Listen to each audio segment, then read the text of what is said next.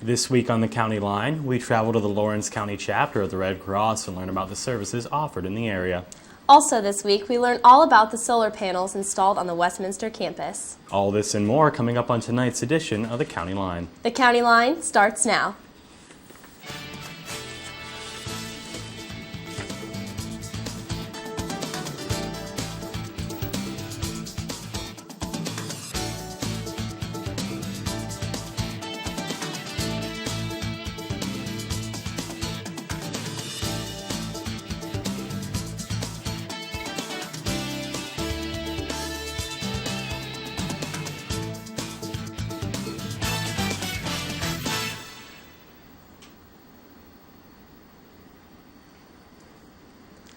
Good evening and welcome to the County Line. I'm Hannah Puchkuski. And I'm Pat Silvis. New Life Baptist Church helps feed the hungry in Newcastle. The Breadbasket Food Pantry began 7 years ago at Epworth United Methodist Church. It looked as if the food pantry would close last December due to the lack of volunteers. The County Line's Matt Paris-Luca has this heartwarming story. Wagner started up the Newcastle Food Pantry at Epworth United Methodist Church. Several months ago, it appeared that the food pantry was going to close down because of a dwindling number of volunteers. The church contacted New Life Baptist Church head pastor John Bailey for help. Bailey jumped at the opportunity and placed Alice Garcia in charge of the ministry. I'll be the coordinator of the operation. So we've already observed with a crew of about 20 of us from the church, and I'm now addressing that 20 into leadership roles. And anyone else I have on an email base, so that if any of your students from Westminster wanted to get involved, I'd want their email.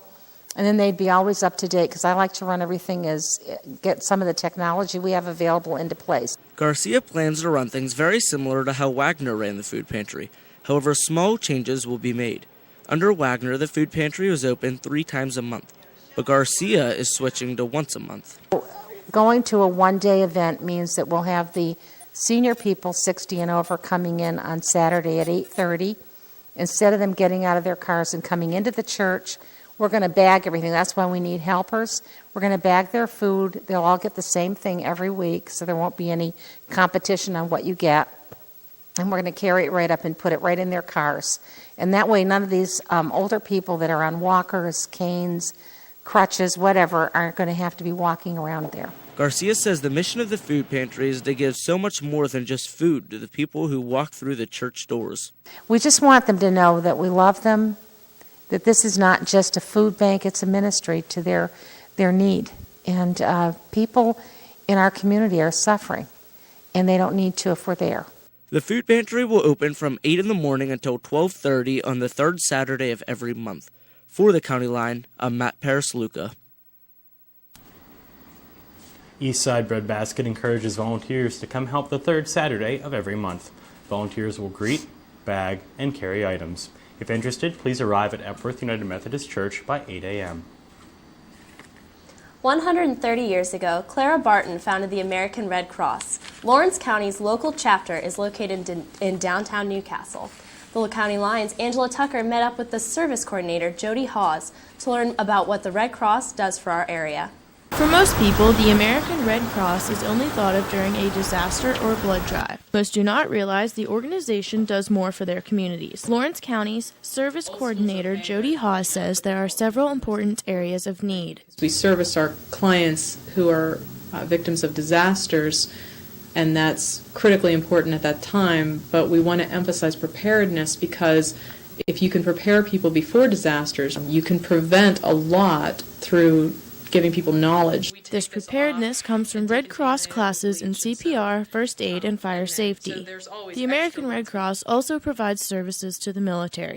This is a branch of service known as SAF, Service to Armed Forces. They are also nationally chartered with FEMA to provide sheltering. When there is a major disaster in our country, or even locally, it's the Red Cross's job to provide the sheltering. All of these services are provided with the help of volunteers. 80% of what the Red Cross does is supposed to be done by volunteers, because it's a nonprofit, and we want to make sure that the money that comes into the county, whether it's through donations or through classes, is used appropriately. Hawes says she loves all of the different aspects of her job and what the Red Cross does for the community.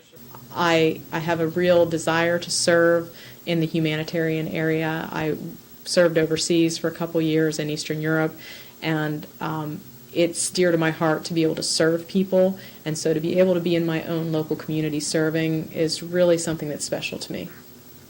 Reporting from Newcastle, I'm Angela Tucker for the County Line. Every year, the Red Cross responds to over 70,000 disasters. Lawrence County's chapter teaches classes for first aid, lifeguarding, and babysitting.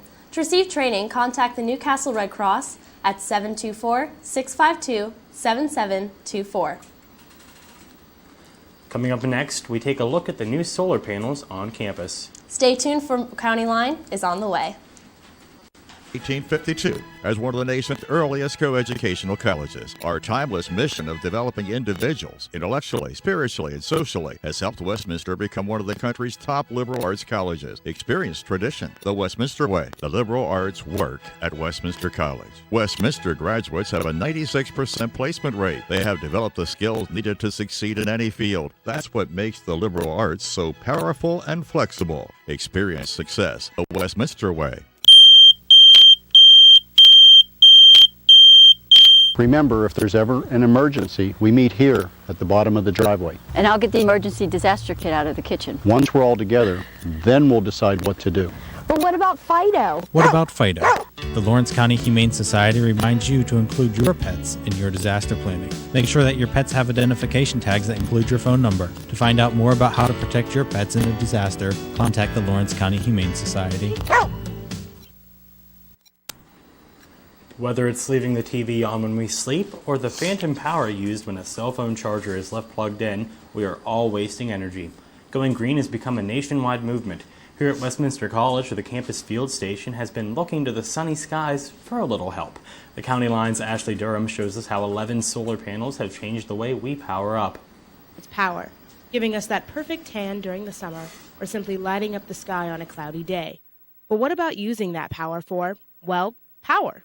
At the Westminster College field station, energy conservation has become a problem worth solving. Tons of time has been spent coming up with different solutions and new projects. But now, they're starting to see some real progress. The installation of 11 brand new solar panels is the latest success. The panels were installed this past fall and are already teaching us more about energy conservation. After hearing about this, I went down to Hoyt Science Center to find out just who was behind the project. I spoke to chemistry professor Dr. Helen Boylan and asked her about just how the project got its sunny start.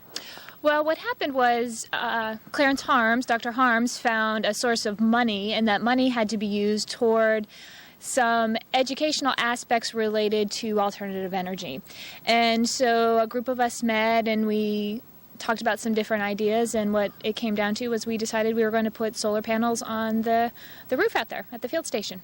Now, while I'm all for a project like this, I really didn't know just how it all worked. So I had Dr. Boylan break some of it down for me. It's actually a grid-tied system, so it's not necessarily, the electricity that we're using there, but it's actually going into the grid. So it actually, when the sun is out and it's creating energy, the electric meter runs backwards. And so the field station gets credit for that energy that's been created by the solar panels. But it doesn't stop there. Dr. Clarence Harms showed me just how much energy we really are saving. Right now, we have, since we started this about 2.5 weeks ago, we've saved 286 pounds of carbon dioxide from the atmosphere that a coal generator would have produced. Today we've produced only 3.46 kilowatt hours. Today's a rather cloudy day, so we haven't produced that much electricity. In connection with that information, this also transmits the signal to a computer in the Nature Center where we can pick it up. We won't have to come out here every day on a cold day to read it. Getting to know all of this information was truly eye-opening for me. Dr. Boylan really wants to see the college as well as the community learn more about energy conservation. This is a great opportunity for the students in the Westminster community to really see alternative energy in action. And so I would encourage all students and faculty, even community members, to take a hike out to the field station and take a look at the solar panels, see what they look like. And there's a little display out there that talks about how the process works, how the energy is created using these solar panels. And hopefully by the spring semester, we'll have the data live off the internet. And so students and faculty, people from anywhere in the world could go online and see what kind of energy Westminster College is creating through alternative means. Feeling a little inspired, I asked if she had any advice for those wanting to go green. So I would encourage the students, faculty, community members that it takes a little effort. It's not easy to be green, and so you might have to walk a little bit further to get to the recycling bin, but I would say take the initiative, put in the extra effort, and make it happen. With this project, we are finally starting to see the rise of a bright new movement for Westminster. I'm hoping to see even more amazing projects from the field station in the future. Until then, we'll just have to keep looking beyond the clouds. I'm Ashley Durham for the County Line. February is a festival for the field station employees. It marks the annual Christmas tree chipping party. This year's party took place on Saturday, the 12th. This cold event marks the 14th gathering hosted by the field station. The wood chips created at the occasion are made environmentally useful for mulching and other activities. Westminster College's Planetarium hosts 3 programs this spring. The 40-seat full-dome theater in Hoyt Science Center will display shows with its 360-degree projector. Come see the next show, March 27th. The programs are free and open to the public.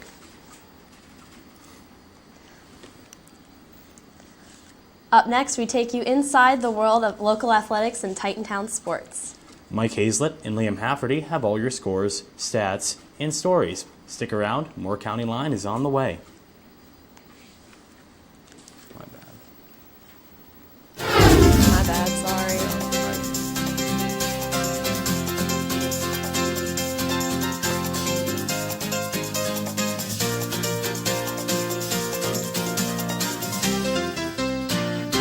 The liberal arts work at Westminster College. Westminster graduates have a 96% placement rate. They have developed the skills needed to succeed in any field. That's what makes the liberal arts so powerful and flexible. Experience success the Westminster way. Hi, I'm Dan McDevitt, I'm a father, a husband, Army retired, and a student at Westminster College.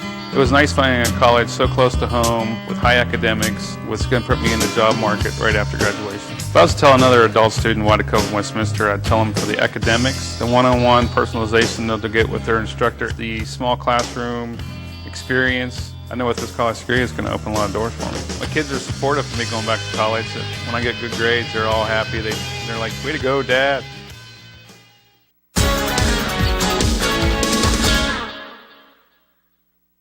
Good evening, sports fans, and welcome to a February edition of Titantown Sports. I'm Mike Hazlett. And I'm Liam Halferty. In this week's edition, we will be talking about the Titans swimming and diving team, as well as tennis and golf. Heading into the PAC tournament, the Westminster Titans swimming and diving team was 8-4 for the season and 3-1 in the PAC. The conference loss came from Grove City when they swept by the Titans with a 151-121 victory.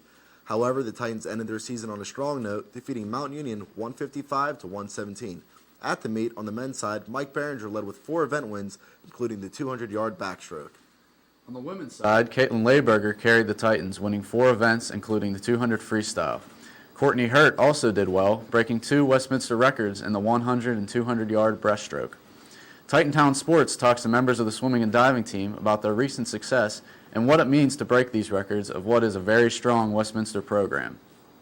Being in practice with those types of people is a great opportunity because they push you to go harder and try harder on all the sets, all the different swims, especially when you're at a meet and you're about to swim a race. They're definitely the ones that get in your face and get you ready for a race. I know with Courtney Hurt, she's leaving next year because she's a senior, but she was a great swimmer, definitely in the breaststroke and the IM. And that's where I swim too, so it was good to watch her. These athletes are pretty strong kids. Now, Liam, you play a couple sports, don't you? Yeah, I play baseball and basketball. All right, now out of those 2 sports, you do a lot of extreme conditioning. What's your worst part about conditioning? I hate running those sprints. Running sprints? Well, swimmers, they don't have to run any sprints, but they do have to do a lot of weight training and swimming endless laps in the pool. But, when they swim in the pool, they actually train with resistance bands strapped around them. They have to swim. How well do you think you'd swim with resistance bands on? Pretty bad. I think I'd sink right to the bottom. Yeah, I'm right there with you. But we saw how those resistance bands paid off when they went into the PAC tournament, as the men's team placed second, while the women's team took third place out of 6 teams. Grove City College placed first in both men's and women's divisions. We talked with Coach Clamott before the team left for the PACs, and he seemed confident in his team. And we can really tell that the swimmers are looking pretty fast and looking pretty good in the water. So I feel really good that we're going to get some very good performances this weekend. Our record setters that have been breaking records all year, we're pretty excited about them swimming even faster this weekend and setting some more records over at Grove City at PAX. Turns out Coach Clamott was right. Trophies were earned and records were broken. Aaron Erdley took home 2 PAC titles in the 1650 freestyle and 200 backstroke. Courtney Hurt and Caitlin Layberger battled it out in the 200-yard breaststroke. Hurt ended up beating Layberger by only half a second. This is the 3rd straight season Layberger has excelled in the PAC championships. This year she won the 200-yard individual medley. On the men's side, Mike Behringer won the 100-yard butterfly, and Mark Brooks captured the 100 backstroke. All members of the men's and women's swimming and diving team did exceptionally well this year, and we want to congratulate them. The Westminster golf team is heading into its spring season. Seniors Ryan Spear and Steve LaRue lead the team into their first match, the Westminster Titan Invitational, which takes place at the Newcastle Country Club on March 28th. This jumpstarts the Titans' 8-match trek into their season. Previously, we had a chance to look at the hockey club here on Titantown Sports, but there's another men's club that goes unnoticed here at Westminster, the men's volleyball club. Steve Vasco is president of the club, but junior Zachary Smith coaches the team. Smith leads 11 others to competitions against other schools like IUP and Slippery Rock University. While the team is young and is still looking to develop, but it needs to improve with more practice. For this week's feature, we take a look at a preview of the Westminster tennis team and what's in store for this season. But first, we're going to ask you a Titan Sports trivia question in this week's Titan Extra Point. Which Titan men's swimmer became the first to earn 2 NAIA national championships in the same year? The answer when we come back and more Titantown Sports. You can make a difference at Westminster College. Westminster has earned the nation's highest honor for community service for 3 straight years. Classroom lessons are put into action to benefit the community.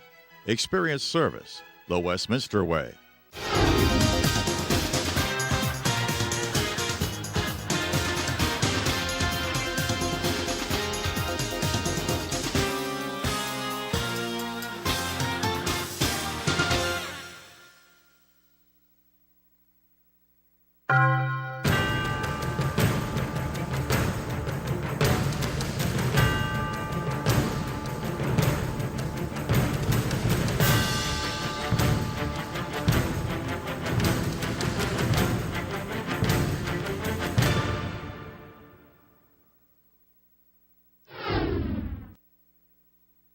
Welcome back to Titantown Sports. The answer for this week's question is Drew Dugan.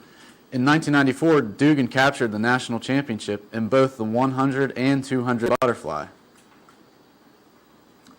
Preseason normally stays the same for sports year after year. Men's tennis is among those sports that haven't changed in a while. This year, however, it has been completely different and included some indoor training the team has not done before. Reporter Drew Triflis shows us what's different about this year and why the change was made. Although men's tennis is an outside spring sport, weather is not affecting the Westminster athletes. We're working out not only at the club, at the tennis club, the indoor facility a little bit more, but we're also working on a Tuesday and Thursday over the lunch hour. The reason being simply is because the players want to. Coach Renninger believes this year the players are willing to work harder and longer in preparation for the season. Well, I liked the work ethic of this year's team. We seem to be perhaps a bit more enthusiastic, a bit more willing to work a little longer, perhaps a little harder. We seem to be willing to do just a little bit more, and hopefully that will make a difference for us. Even though we don't have a wonderful or even a very good facility inside, it's better than nothing, and we're utilizing it. It's the attitude of the kids. And obviously, when you work hard, you generally reap greater rewards. Preseason for the team has been a little different than in past years. Sophomore Sean Black explains why he likes the change. Definitely like it a lot better. We played a couple matches in the fall. That's really boosted our confidence. We've been practicing a lot more, conditioning a lot more in the gym on days that we can't make it to the indoor courts, and we've just been working a lot harder than last year. We only had 6 people, so we were really short on numbers. This year we got 8 people. We got a lot more depth than last year, and that's really going to help us out in the long run. Reniger shares his goals for the team and how the players can achieve them. Our number one goal every year is to be the best player that we can possibly be. And as long as we are competitive, we're willing to work hard, then I think we'll be competitive. You cannot get down.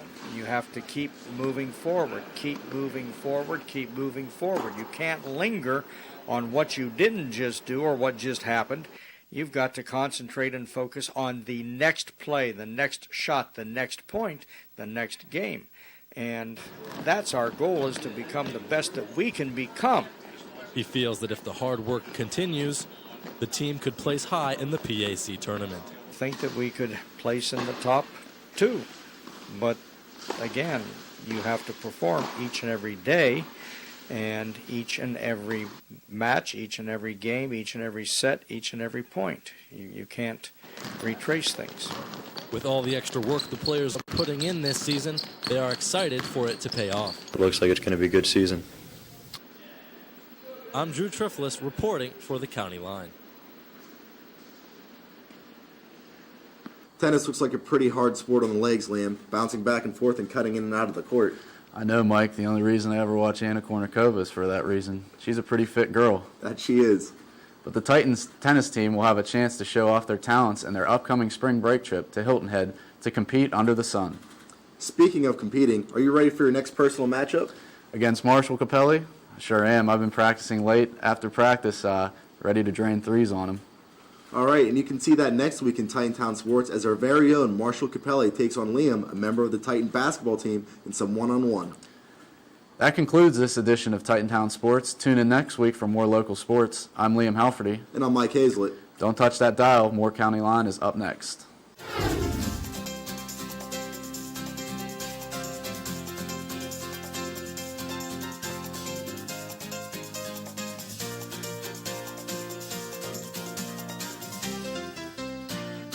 The liberal arts work at Westminster College. Westminster graduates have a 96% placement rate. They have developed the skills needed to succeed in any field. That's what makes the liberal arts so powerful and flexible. Experience success the Westminster way. Hi, I'm Dan McDevitt, a father, a husband, Army retiree, and a student at Westminster College. It was nice finding a college so close to home, with high academics, was going to put me in the job market right after graduation. If I was to tell another adult student why to come to Westminster, I'd tell them for the academics, the one-on-one personalization they'll get with their instructor, the small classroom experience. I know with this college degree, it's going to open a lot of doors for me. My kids are supportive of me going back to college. When I get good grades, they're all happy. They're like, way to go, Dad. Hey, Hannah, have you been sick at all this year? Yeah, I actually got hit with that awful flu. Oh, you mean the Westminster Plague. Commonly known as the flu to most people, the Westminster Plague hit campus hard this past month. The health center was swamped with cases and even ran out of flu tests. The County Line's Marshall Capelli investigated this epidemic. It's wintertime here in western Pennsylvania, and with that comes the flu and cold season.